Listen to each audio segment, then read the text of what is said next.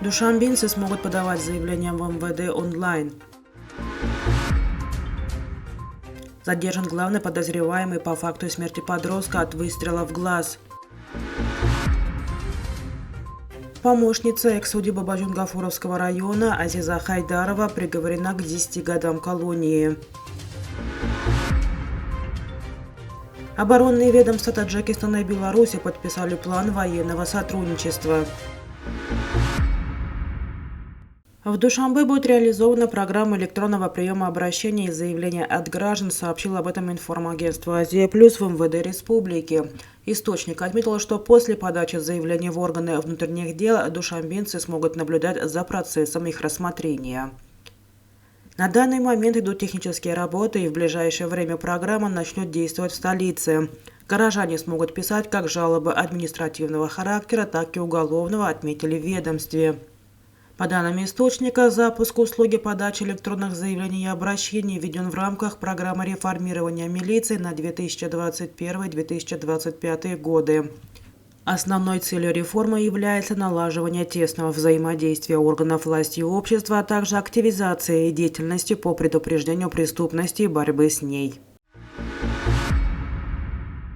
По факту смерти 15-летнего подростка, погибшего от выстрела в глаз, задержан главный подозреваемый, 47-летний житель района Рудаки Сабир Туйчиев. Об этом сообщил начальник пресс-центра МВД Республики Таджикистан Нусратулло Махмадзода.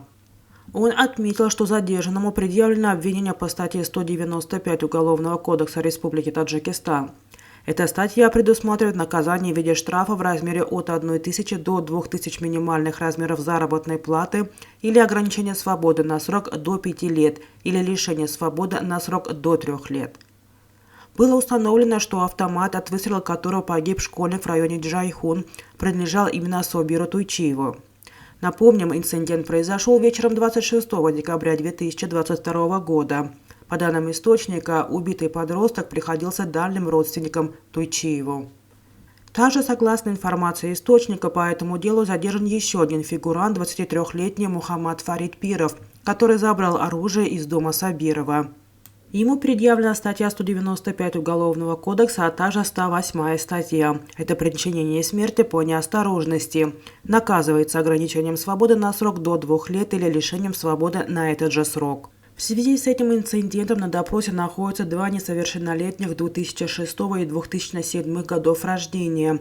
Расследование по данному делу продолжается. Махмадзода при этом не сообщил, какое именно отношение они имеют к происшествию.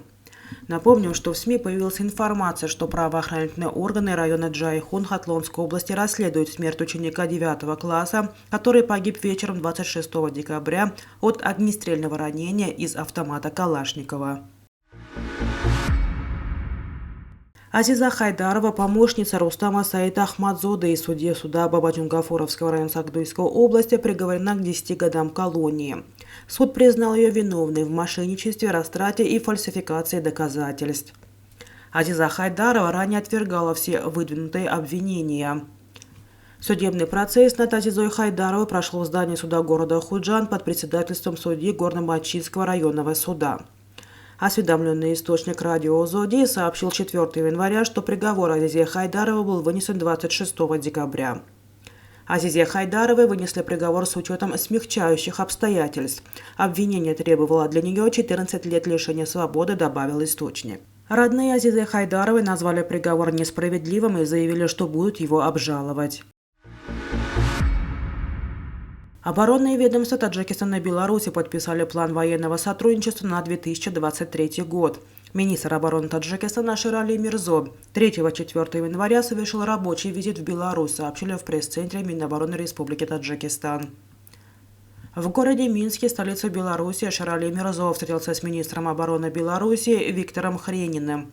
По данным источника, в ходе встречи стороны обсудили текущие вопросы и перспективы военного сотрудничества. По итогам встречи был подписан план военного сотрудничества между министерствами обороны двух стран на 2023 год.